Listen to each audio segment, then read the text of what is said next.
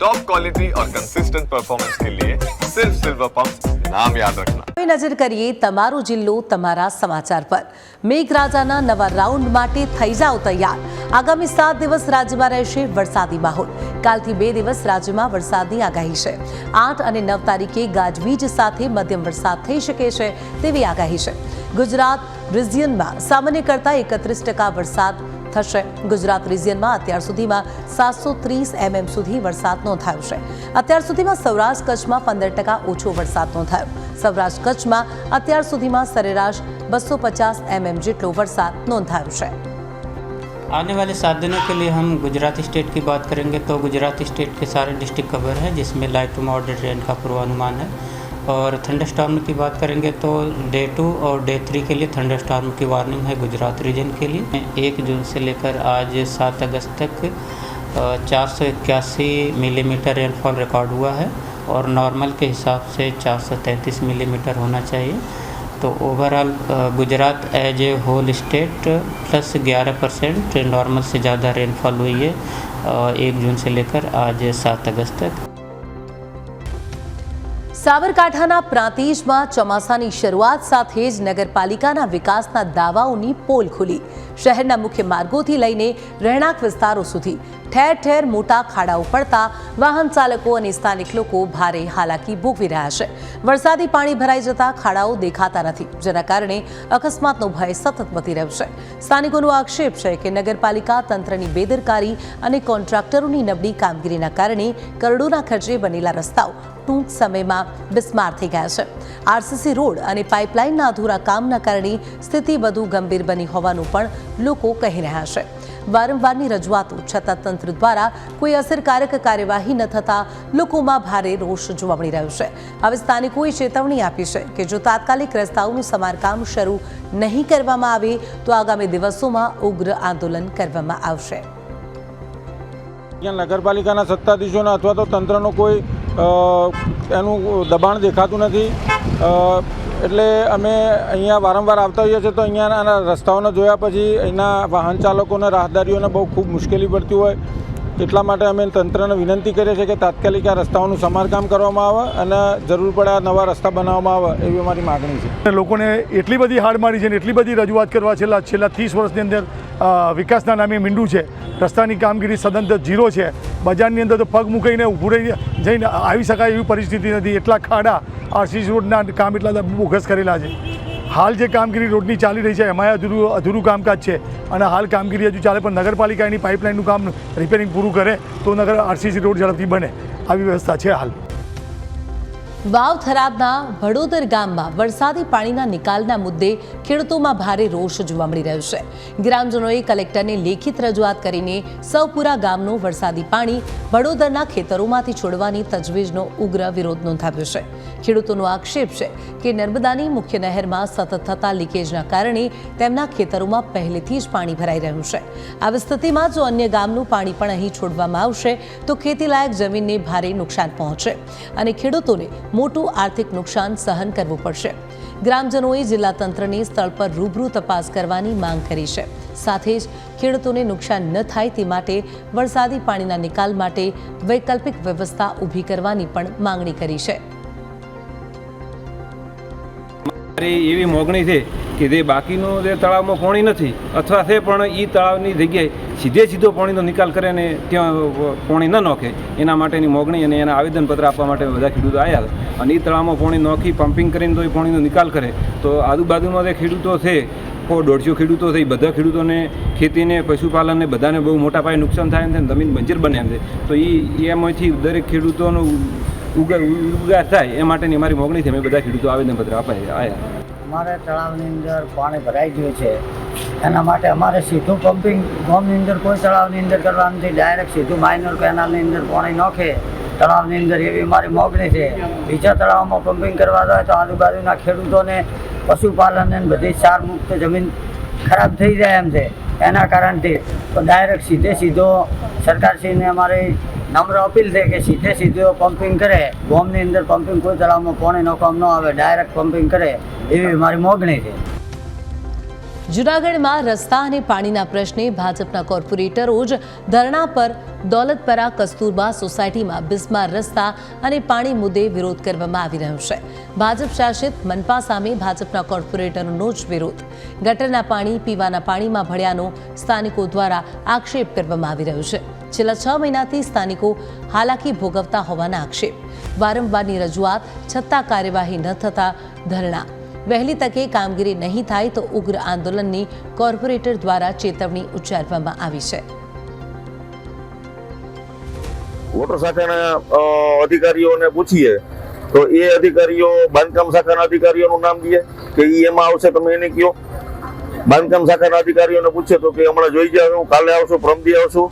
આજે 4 કે 5 દિવસથી આ સાહેબને પણ વિઝિટ કરાવેલી છે, પણ ગટરના પાણી મેન લાઈનમાં પડી ગયેલા હોવાથી પાણી વિતરણ પણ બંધ છે અત્યારે. એટલે 6 મહિનાથી આ વિસ્તારના લોકો હેરાન થાય છે અને અમે પ્રતિનિધિ તરીકે આજે 1 દિવસના ધરણાનું અલ્ટિમેટ આપ્યું છે અને પબ્લિકની સાથે અમે અહીંયા બેઠા છીએ. જો આગામી દિવસોમાં 1 કે 2 દિવસના અલ્ટિમેટમાં અમને આ કામનો નિકાલ નહીં આવે તો અમે ઉગ્ર આંદોલન તરફ અમારું પ્રયાણ કરશું. જૂનાગઢ ગિરનાર સીડી પર ફરી 3 સિંહો જોવા મળ્યા. ગત રાત્રે સિંહોની અવરજવરથી વન વિભાગ એલર્ટ. વન વિભાગના સ્ટાફ અને શાસન ટ્રેકર ટીમે રાતભર નજર રાખી. ટ્રેકરોની દેખરેખ હેઠળ સિંહોએ સુરક્ષિત રીતે સીડી પાર કરી. સિંહો સીડી પસાર કરી જંગલ વિસ્તારમાં પહોંચ્યા. 11 જુલાઈની ઘટના બાદ વન વિભાગનું સતત પેટ્રોલિંગ. ભાવિકોની સુરક્ષા માટે વન વિભાગની ટીમ સતર્ક છે. પ્રવાસીઓને રાત્રે શક્ય હોય ત્યાં સુધી જૂથમાં અવરજવર કરવાની અપીલ કરી.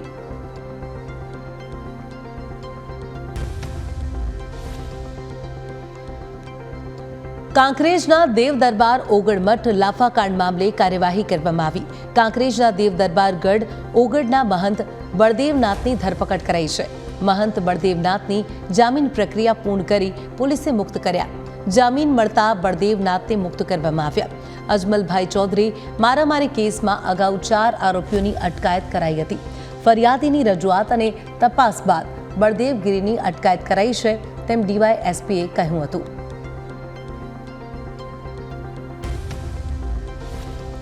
અજમલ ચૌધરી અપહરણ મારામારી કેસમાં બળદેવનાથ સામે કાર્યવાહી. ચૌધરી સમાજની 20 દિવસની લડત બાદ પોલીસ કાર્યવાહી. દેવ દરબાર મઠના મહંત બળદેવનાથનું નામ ફરિયાદમાં મુખ્ય આરોપી તરીકે દાખલ કરાયું છે. બળદેવનાથની ધરપકડની માંગ સાથે સમાજે કર્યા હતા અનેક સંમેલનો. પોલીસ કાર્યવાહી બાદ અજમલ ચૌધરીએ સંતોષ વ્યક્ત કર્યો. વિડીયો જાહેર કરી આંદોલન પૂર્ણ કરવાની દિશામાં સંકેત આપ્યા. મારી સાથે દુર્વ્યવહાર કરનાર મુખ્ય સૂત્રધારનું નામ ફરિયાદમાં દાખલ થયું તેમ અજમલ ચૌધરીએ કહ્યું હતું. સમાજની ન્યાય માટેની માંગ પૂરી થઈ છે તેમ સાગરભાઈ ચૌધરીએ કહ્યું. ચૌધરી સમાજની આગામી રેલી મોકૂફ રાખવાનો નિર્ણય કરવામાં આવ્યો છે. મારી જોડે 11 તારીખે જે બનાવ 11/7 જે મારી સાથે બનાવ બન્યો તો ત્યાંના જે બળદેવનાથના મુકેલા મળતિયાઓ બધા મને થરા ગામથી ઉપાડી ગયેલા અને દેવ દરબાર જાગીર મઠમાં લઈ ગયેલા. ત્યાં આગળ બળદેવનાથે જે મારા માથે કૃત્યુ કર્યું હતું એ કૃત્યુના કારણે જે 4 આરોપી પહેલાં પકડાણા હતા, જે આરોપી હજુ બાકી હતા એમાં આજ બળદેવનાથને મુખ્ય આરોપી હતો એમાં નામ પહેલું કાઢેલું હતું. ફરી મારી તમામ સમાજે અને 18 આલમની માગ હતી કે ખરો સૂત્રધાર જે માણસ છે બળદેવનાથ એમને આની અંદર ફરિયાદમાં નામ આવવું પડે અને અમને જે કાયદેસર પોલીસની કાર્યવાહી થાય કરવી પડે. એના માટે આજે મને જાણવા મળેલું છે કે બળદેવનાથને પોલીસે પકડેલા છે અને એફઆઈઆરની નામ દાખલ કરેલું છે.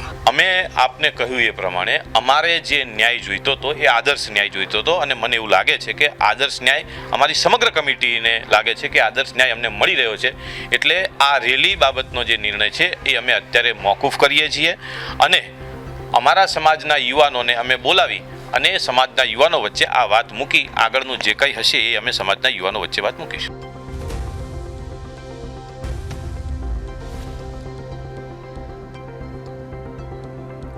નાયબ મુખ્યમંત્રીની ઉચ્ચ સ્તરીય બેઠક અમદાવાદ ક્રાઇમ બ્રાન્ચના અધિકારીઓ સાથે સમીક્ષા બેઠક કરી. રાજ્યમાં કાયદો વ્યવસ્થા અને ચાલી રહેલી તપાસોની સમીક્ષા. જાહેર સુરક્ષા વધુ મજબૂત બનાવવા અસરકારક પગલાં પર ભાર મુકાયો. ઝડપી કાર્યવાહી અને અસરકારક પોલિસિંગ માટે સૂચનો અપાયા. ક્રાઇમ બ્રાન્ચના અધિકારીઓ સાથે કાયદાની કડક અમલવારી અંગે ચર્ચા કરવામાં આવી. લોકોની સુરક્ષા માટે પોલીસ તંત્ર વધુ સક્રિય બને તેવી સૂચના આપવામાં આવી.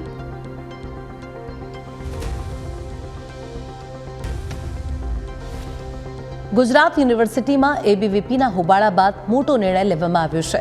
10 અધિકારીઓને સસ્પેન્ડ કરવાનો નિર્ણય લેવાયો. ખોટી ભરતીના આક્ષેપ સાથે એબીવીપીએ વિરોધ કર્યો.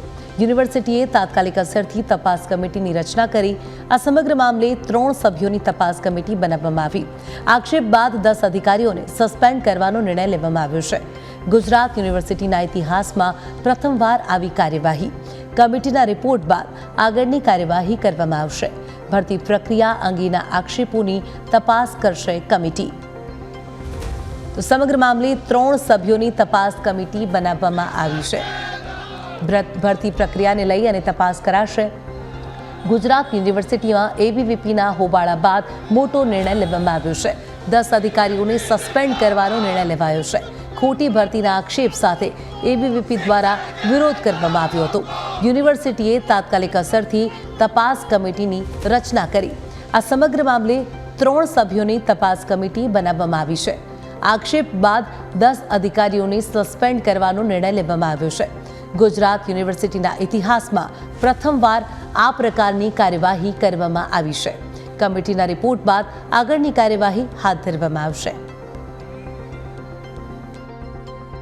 નિષ્પક્ષ રીતે તપાસ થઈ શકે. જેટલા લોકો આ નિમણૂક પામેલા હતા એમની લાયકાત, એમની નિમણૂકની પ્રક્રિયા, એમની નિષ્પક્ષ તપાસ થઈ શકે એ માટે એમને તાત્કાલિક અસરથી સસ્પેન્ડ કરવામાં આવે છે. ટોટલ 10 લોકોને ગુજરાત યુનિવર્સિટી આજે તાત્કાલિક ધોરણથી સસ્પેન્ડ કરે છે. તપાસ કમિટીનો જે નિષ્પક્ષ અહેવાલ આવશે એ અહેવાલ આવ્યા બાદ આગળની જે પણ કાર્યવાહી છે એ અંગે યુનિવર્સિટી સત્તામંડળો નિર્ણય લેશે. હિંમતનગર પાલિકામાં ટેન્ડરને લઈને વિવાદ. ડીઆરડીએ દ્વારા બ્લેકલિસ્ટ કરાયેલી ઉમા એન્ટરપ્રાઇઝને ટેન્ડર અપાયું. સિક્યુરિટી અને મેન પાવરની એજન્સીની કામગીરી ઉમા એન્ટરપ્રાઇઝને સોંપાઈ. પાલિકાના નિર્ણય સામે વિપક્ષે સવાલ ઉઠાવ્યા. અગાઉ પણ 3 વર્ષ સુધી નગરપાલિકામાં આ જ એજન્સીએ કામ કર્યું હતું. એજન્સીએ રજૂ કરેલા સિક્યુરિટી ડિપોઝિટના ડોક્યુમેન્ટ સામે વિપક્ષના આક્ષેપ. વિપક્ષ નેતા અને ચીફ ઓફિસરના નિવેદનમાં વિરોધાભાસ જોવા મળ્યો. ચીફ ઓફિસરના રેકોર્ડમાં 150 કર્મચારીઓનો ઓર્ડર છે. વિપક્ષના રેકોર્ડમાં 250 કર્મચારીઓનો દાવો છે. સિક્યુરિટી ગેરંટી તરીકે દર્શાવેલી યશ બેંકની ગેરંટી સાચી કે બોગસ તે અંગે સવાલ થઈ રહ્યો છે. ડીઆરડીએ શાખામાં બેંક દ્વારા સિક્યુરિટી ડિપોઝિટ ઇસ્યુ ન કર્યાની ફરિયાદ. ઉમા એન્ટરપ્રાઇઝની મુશ્કેલીમાં વધારો થયો છે. આ સમગ્ર મામલે વિવાદ યથાવત છે. એન્ટરપ્રાઇઝને આ વર્ક ઓર્ડર આપવામાં આવ્યો છે જે કાયદાની પ્રક્રિયાનું ઉલ્લંઘન છે. કાગળો જોતા સ્પષ્ટપણે દેખાઈ આવે છે કે આના 3 વર્ષ પહેલાં પણ ઉમા એન્ટરપ્રાઇઝ આ માનવ બળ પૂરું પાડવાની કામગીરી સાથે સંકળાયેલી હતી અને એના સાથે બીજી 2 એજન્સી પણ હતી કે ગવર્મેન્ટની ડિપોઝિટ અહીંયા જમા કરાવેલી, પરંતુ તેના ઉપર કોઈ પણ પ્રકારનો જે નંબર હોવો જોઈએ એ નંબર નથી. આથી અમારી વિપક્ષ તરીકે સ્પષ્ટપણે માંગણી છે કે ચીફ ઓફિસરશ્રીએ જે યસ બેંકમાં ખરાઈ કરાવવી જોઈએ અને જો એ સાચી છે કે ખોટી છે એની તપાસ થવી જોઈએ. અને આ ફરીની જે પ્રક્રિયા થઈ છે એમાં 250 વ્યક્તિઓનું માનવ બળ જે પૂરું પાડવાનું હોય છે એના અંદર જેટલા બી કર્મચારીઓ છે, કર્મચારીઓના પીએફના પ્રશ્નો છે, કર્મચારીઓના જે પગારના પ્રશ્નો છે, જે મિનિમમ વેજીસ એક્ટના પ્રશ્નો છે, આ બધા પ્રશ્નોના લીધે જે કર્મચારીઓમાં અત્યારે અસમંજસની સ્થિતિ ઊભી થઈ છે. અને વહેલી તકે જો આ એજન્સીએ કંઈક ખોટું કર્યું હોય તો એના ઉપર કાયદેસરની એક તપાસ કમિટી નીમવી જોઈએ. અને ભારતીય જનતા પાર્ટીના શાસક પક્ષ દ્વારા અને ખાસ કરીને કારોબારી સમિતિ દ્વારા પોતે આ ઉમા એજન્સીને જે ફેવર કરવામાં આવી છે અને જે બીજી બધી એજન્સીઓ સાથે અન્યાય કરવામાં આવ્યો છે એની પર તપાસ થવી જોઈએ. અને સક્ષમ વિપક્ષ તરીકે અમારી માંગણી છે કે આના અંદર કંઈ પણ ખોટું થયું હોય તો વહેલી તકે એની જે જવાબદારી છે એ શાસક પક્ષની થાય છે અને ચીફ ઓફિસરની થાય છે. એના ઉપર કાયદાકીય રીતના પગલાં લેવા જોઈએ. ઉમા એન્ટરપ્રાઇઝનું આશરે 50 લાખનું ટેન્ડર હતું મેન પાવરનું, માનવ બળનું, અને 25 લાખ જેવી ડિપોઝિટ એની નગરપાલિકાએ લીધેલી છે, જે ડીડી તરીકે લીધેલી છે, એટલે એમાં કોઈ ફ્રોડની સંભાવના છે નહીં. બીજા ડોક્યુમેન્ટ જે એને જેમ કે અનુભવના પ્રમાણપત્ર છે, એના જે સીએના સર્ટિફિકેટ રજૂ કર્યા છે એની ખરાઈ અમે કરવાનું ચાલુ છે. એમાં કોઈ અનિયમિતતા જણાશે તો એના વિરુદ્ધનું નિયમસરની કાર્યવાહી કરવામાં આવશે. ભાવનગરમાં ₹3 કરોડની ગ્રાન્ટના ઉપયોગ પર વિપક્ષના સવાલ. ભૂગર્ભ જળસ્તર ઊંચું લાવવાની યોજનામાં ગેરરીતિનો આક્ષેપ, 7,000 પીટ તળાવોમાં ખોદવાના દાવા સામે વિપક્ષનો વિરોધ, 1 પણ રૂપિયાનું ચૂકવણું થયું નથી તેમ ચેરમેને કહ્યું. દરેક પીટના GPS ફોટા કેન્દ્રના પોર્ટલ પર અપલોડ કરાયા છે તેમ ચેરમેને કહ્યું. ભાવનગર મહાનગરપાલિકાને કેન્દ્ર સરકારે 3 કરોડ રૂપિયા જેવી રકમ પાણી તળમાં ઊંડું ઉતારે એટલે ખાડા કરો. ભાઈ ખાડા એટલે કેવા ખાડા કે ભાઈ 2 ફૂટ 3 ફૂટ 4 ફૂટ એમાં પાણી ઊંડું ઉતરે. એટલે ખરેખર આ અધિકારી અને એના મિલીભગત લોકોના ખાડા આમાં પુરાણા વહેવામાં લાગી રહ્યું છે. જ્યારે અમે પૂછવી ત્યારે એમ કે ભાઈ તળાવમાં ખાડા કરે. તળાવમાં ખાડા કરવાની ક્યાં જરૂર હતી ભાઈ? તળાવમાં અત્યારે કોઈ ખાડા જોવા જાય એટલે મોટું ભ્રષ્ટાચાર થયું હોય ને આ પાણી ખાડા પાડવામાં 3 કરોડ રૂપિયા ગયા ખાડામાં. વિરોધ પક્ષ પાસે કાયમ વિરોધ કરવા માટે કોઈ પણ વસ્તુ હોતી નથી. એમની માનસિકતા જ આ ટાઈપની છે એટલે એમને આવા વિચાર આવતા હોય છે. કોઈ પણ જગ્યાએ આની અંદર ભ્રષ્ટાચાર થયો નથી. આજ સુધી મારી ભાવનગર મ્યુનિસિપાલિટી દ્વારા 1 પણ રૂપિયો ખાડાનો કોઈને ચૂકવવામાં નથી આવ્યો. તો ભ્રષ્ટાચાર છે ને. આણંદ મહાનગરપાલિકાના કર્મચારીઓની 2 દિવસથી ચાલી રહેલી હડતાળ પૂર્ણ થઈ છે. ધારાસભ્ય યોગેશ પટેલના પ્રયાસો બાદ કર્મચારીઓ પુનઃ કામે જોડાયા. કર્મચારીઓની માંગણીઓ અંગે સરકાર તેમની સાથે હોવાનું ધારાસભ્યનું નિવેદન. ધારાસભ્યના વચન બાદ કર્મચારીઓએ હડતાળ સમેટી. આઉટસોર્સ, રોજમદાર અને કોન્ટ્રાક્ટ કર્મચારીઓના મુદ્દે હજુ નિર્ણય બાકી છે. હડતાળના કારણે મહાનગરપાલિકાની કામગીરી ખોરવાતા લોકોને ભારે મુશ્કેલી પડી હતી. કર્મચારીઓ કામે પરત ફરતા વહીવટી કામગીરી ફરી શરૂ થઈ. કરમસદ આણંદ મહાનગરપાલિકાના અધિકારીઓ અને કર્મચારીઓ સાથે કોઈ મતભેદ થયો હોય, મનભેદ થયો હોય એટલે થોડુંક દિલ દુભાયું હતું. પણ એ કરમસદ આણંદ મહાનગરપાલિકાના કર્મચારીઓ પોતાની જવાબદારી સુપેરે સમજે છે અને એના માટે ગઈકાલે અમારા ભારતીય જનતા પાર્ટીના પ્રદેશ મહામંત્રી આદરણીય હિતેન્દ્રસિંહજી, અમારા જિલ્લા પ્રમુખ સંજયભાઈ અને મેયર દીપિકાબેન તથા સમગ્ર ટીમ દ્વારા આ વચ્ચે રહીને ખૂબ સારી રીતે આપણે પ્રજાની સેવા કરી શકીએ. આણંદ કોર્પોરેશનનો આપણે વિકાસના અર્થે જ્યારે કર્મચારીઓ પોતાનું યોગદાન આપી રહ્યા છે તો ક્યાંક નાની મોટી મનદુખ થયું હોય તો એ મનદુખનું અમે સમાધાન કર્યું છે અને ભવિષ્યમાં આ કરમસદ આણંદ મહાનગરપાલિકાની ટીમ એક સાથે મળીને આણંદનો સુપેરે વિકાસ કરે, લોકોની સુખ સગવડ પૂરી પાડે એ માટેના તમામ પ્રયાસો અમે કર્યા છે અને અમને કહેતા આનંદ થાય છે કે એમાં એનું સુખદ સમાધાન કરીને આજે દરેક કર્મચારી પોતાની જવાબદારી ઉપર પાછો વળી ગયો છે. આજનું માન્ય મેયરશ્રી, માન્ય ધારાસભ્યશ્રી, જિલ્લા પ્રમુખ એ લોકોએ અમને બાહેધરી આપેલ હોય તેમજ કમિશનર સાહેબ દ્વારા પણ અમને બાહેધરી મળેલ હોય અમે આજની હડતાલ, અમારી જે માગણીઓ હતી એમની આજની હડતાલ હવેથી સમાપ્ત અહીંયા કરીએ છીએ અને અમે આજે કામગીરીમાં જોડે જઈએ છીએ. છોટાઉદેપુરના બોડેલી વકીલ મંડળની અચોક્કસ મુદ્દતની હડતાળ. હાઈકોર્ટના નવા પરિપત્રના વિરોધમાં કોર્ટ કાર્યવાહીનો બહિષ્કાર. હાથ પર કાળી પટ્ટી બાંધી લડેંગે જીતેંગે અને વકીલ એકતા જિંદાબાદના નારા લગાવ્યા. અરજીઓ અને દસ્તાવેજો A4 સાઇઝમાં રજૂ કરવાના નિયમ સામે વિરોધ. બોડેલી બાર એસોસિએશનની બેઠક બાદ હડતાળનો નિર્ણય. નવા નિયમથી વ્યવહારિક મુશ્કેલીઓ ઊભી થવાની વકીલોની રજૂઆત. પરિપત્ર રદ કરવા અથવા જરૂરી સુધારા કરવાની માંગ. હડતાળના પગલે બોડેલી તાલુકા કોર્ટોની કામગીરી પર અસર થઈ છે.